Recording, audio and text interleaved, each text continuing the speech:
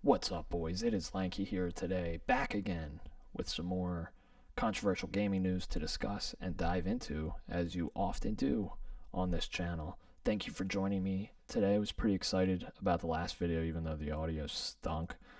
I think maybe the thumbnail did a lot of work for me there. Just let the algorithm ingest me. And I hope that you do as well today. Ingest me and my thoughts, because AI has stirred the pot once again in the video games industry. We're back to VGC, Video Games Chronicle, a pretty solid website if you have an ad blocker or if you're a paying Patreon member. And today, Andy Robinson brings us something great to say. What am I doing here? I'll tell you, every time I turn around, I don't know how to work this stuff. Like I said, Andy Robinson back on VGC, where an angry and upset Jensen Huang says they're completely wrong. Nvidia CEO responds to widespread criticism of DLSS 5, which is ostensibly an AI filter over existing games. We can see sort of a Grace. Is it Chloe? Is it Grace? I think it's Grace. I'm not a Resident Evil stan yet, but I am working my way up to Requiem one day. So there she is, one of the stars of the show for Resident Evil 9, looking like a Capcom Ana de Armas. And then, of course, Jensen Huang, who has stolen the Steve Jobs vibe. He's just always got that leather biker jacket. So let's let Andy set us in here with the opening of the article. On Monday, the technology giant launched the latest iteration of its machine learning tech. This time, instead of improving game resolution or frame rate, DLSS 5 uses an AI model to alter the visuals of supported games running on Nvidia graphics cards, adding what it calls photoreal lighting and materials. Could definitely agree if you've seen any images of them, which I will show here shortly.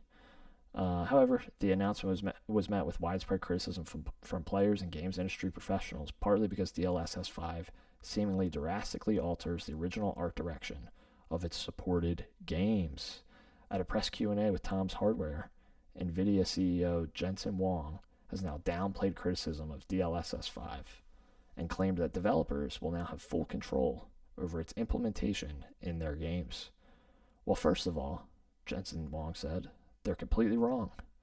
The reason for that is because, as I have explained very carefully, DLSS 5 fuses controllability of the geometry and textures and everything about the game with generative AI. I think that's a big key quote there already.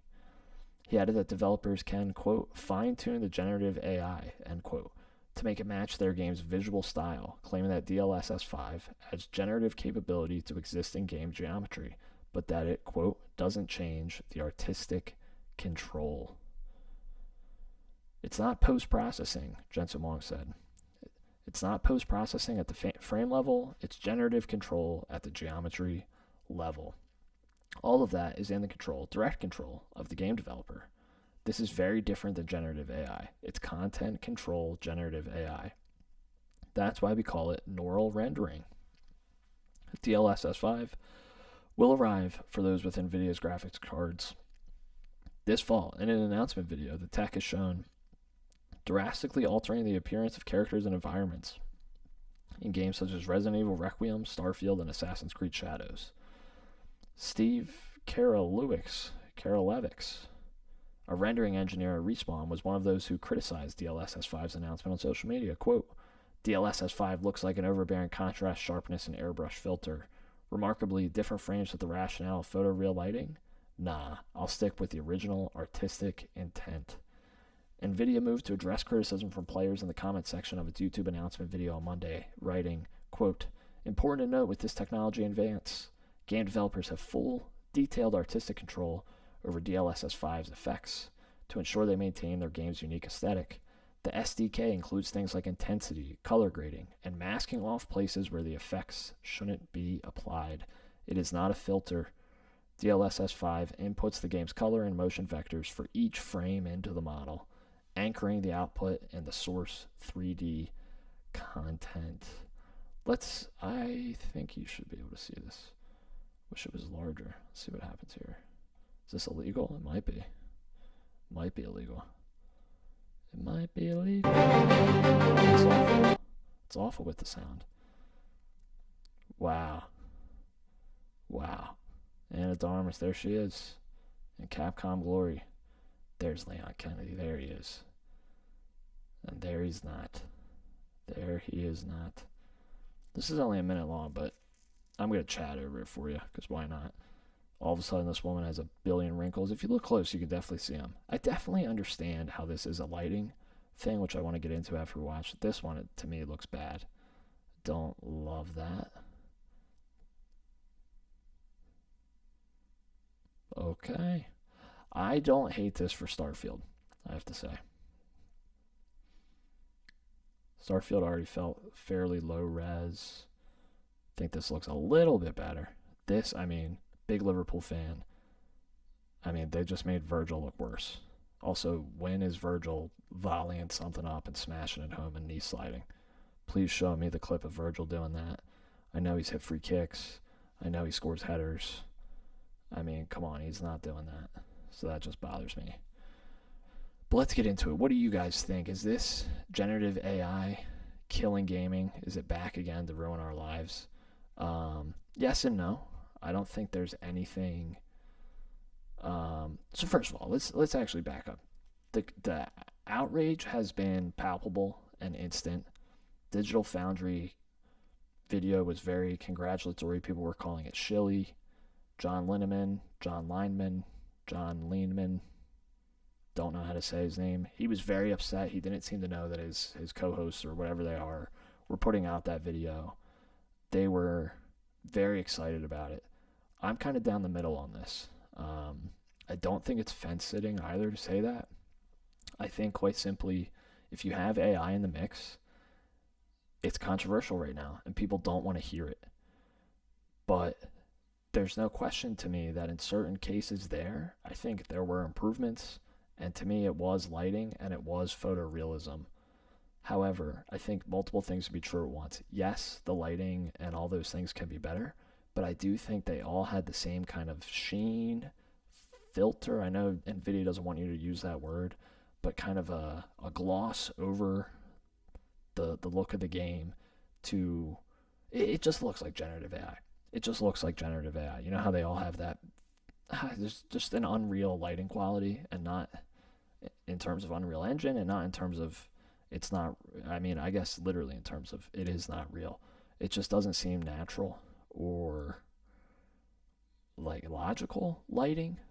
I don't think Grace looks worse, but all of a sudden I do think she looks different. Like all of a sudden she has dark roots in her hair that are very clear.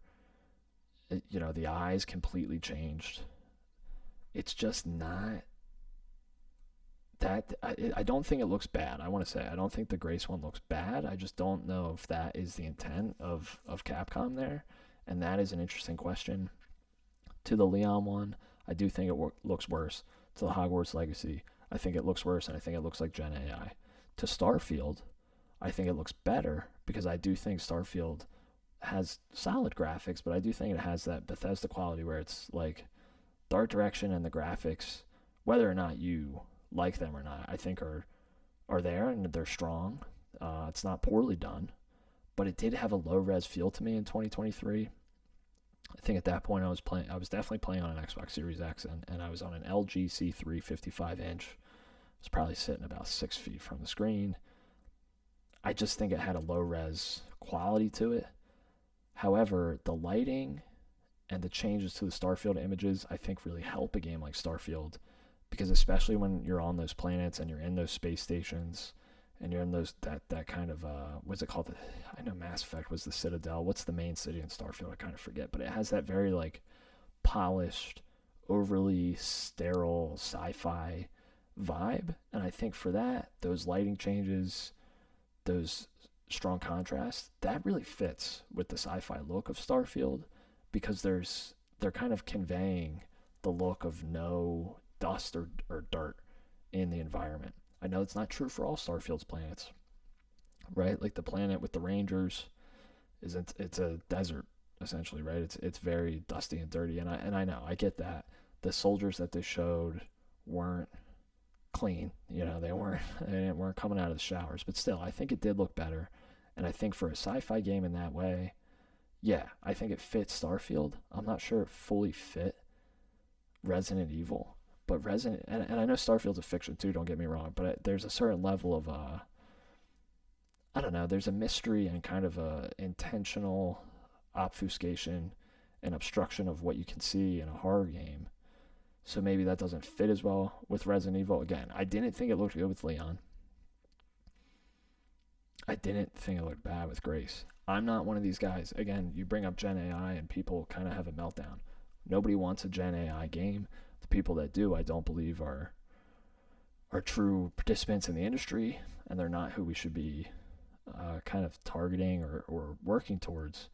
But it just fundamentally, for me, some of it looks like Gen AI. I don't think there's much that could get me to play Hogwarts Legacy at this point, even though I bought it. I'm just not that interested in it. Those DLSS upgrades, I think they make it look horrible. And I know I'm kind of all over the place here, but one, I think if it looks like Gen AI in certain instances, every instance where it looks like that makes them all look the same. So Jensen Huang wants to talk about, but we're empowering developers to dial this in. I hope you are, and I hope they do. Because if you do not, and it's doing what you're showing here, they will all look the same, and we will lose kind of the je ne sais quoi of each studio and what they bring to the table with each game that they put out. And I think Unreal Engine 5 is already kind of doing that. So it is concerning. Silver lining, allegedly, DLSS 5, first of all, it's only PC, so it's not really going to impact me. I'm a Mac guy. I'm an Xbox, PlayStation, Switch console guy. So I'm not going to be seeing this really, maybe one day. But I also, and it could just be a rumor, what do I know? But that you need two 5090s to even run this. 5090s I checked today are $5,200. So you're going to be spending close to 11 grand to achieve this. And again, I think in some cases and places it'll be great. And I think the downstream effects are promising because, how can a lesser version of this technology help? I think smaller studios that have AAA ambitions without AAA budgets, something like this would help them bridge the gap in not the uninitiated or uneducated player's mind, but kind of like Clair Obscur, where through the first two acts of the game, I was like, wow, I can't believe this was made by a small team on a smaller budget because this looks and feels so premium. And then you get to the third act, in my opinion, is that you can see the seams and you can see the limits and you understand that it is, in fact, a $50 game that was priced appropriately. They could have charged more. They could have charged $60. But if you paid $70 for that and you played 25 hours and you get to Act 3, I'm kind of stumbling down a dark path there because I don't believe that hours played or whatever should necessarily go into whether or not a game is worth $70. However, I think you could see the games there, you could see the seams in that game there in Act 3, and you could see where corners were cut, and you could see the limits of their resources, and that's okay. It was still a fantastic game and well-deserving of Game of the Year. So again, I think this could help. In cases like that, would we have seen the seams? Probably. We probably still would have seen the seams. Hard to imagine Clair Obscur looking much better. I don't know how this would impact draw distance. Had a lot of problems with draw distance to that game when you're flying around at the end. But really, my main point here is I'm interested to see what developers can do. This is a worldwide announcement. I don't believe...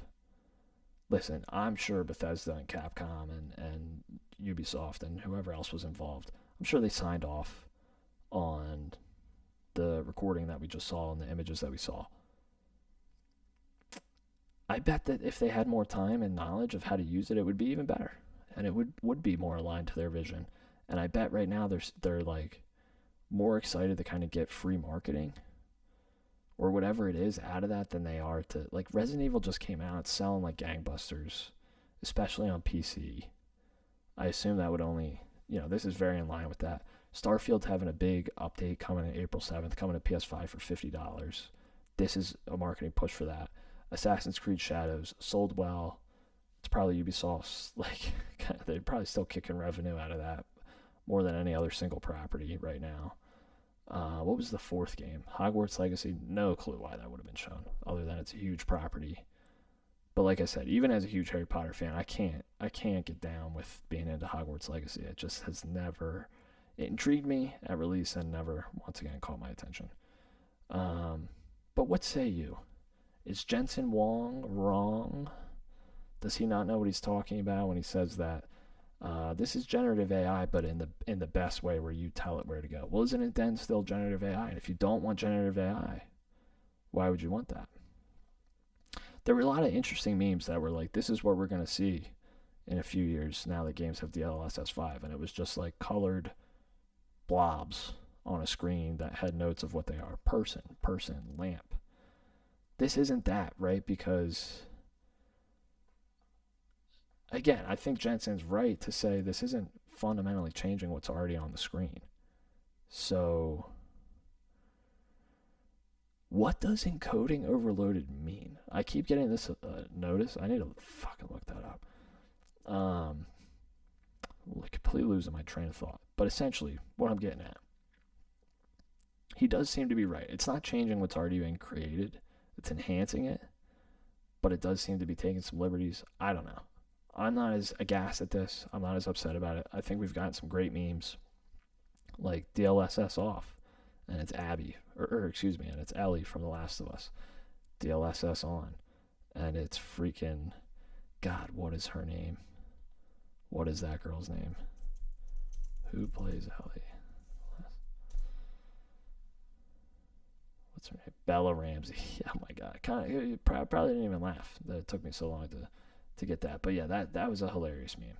I will keep that forever. Very funny.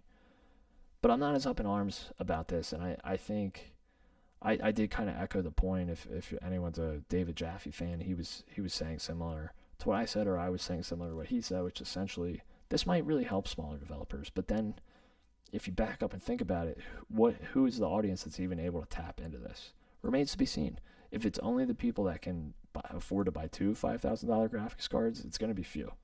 It's going to be few, and it's only going to be on the PC space. However, maybe one day, when I boot up my PS5 Pro and turn PSSR 2 on later this week for Crimson Desert, maybe then we will be able to talk about a similar technology in the console space. I think that's another interesting thing. I keep coming up with interesting things just to pepper you with at the end. But essentially, PSSR 2, an AMD product, comes out. Nvidia announces this the same day, completely steals the show. It was calculated. It was designed. It was an attack. What do you think? Is Gen AI ruining video games? Has Nvidia completely blown the top off what it means to have Gen AI in the creative space, in a space that's so creative and combines so many creative mediums as games? Tell me what you think. Are you excited with the way the industry is going? Do you think DLSS is promising? Is it without drawbacks? Or is it somewhere in the middle, like me? Kind of what I think, which is potentially great if used correctly, and potentially horrible if it has kind of some of the effects that we saw in that first video, which was very samey, very Gen AI feeling. Can we get some personality back in our games? You tell me down below in the comments. Thank you for being with me today. I am the Lanky Llama. I cover video games regularly on this channel. Very excited to get back with you. Hope you enjoyed. Have a good night.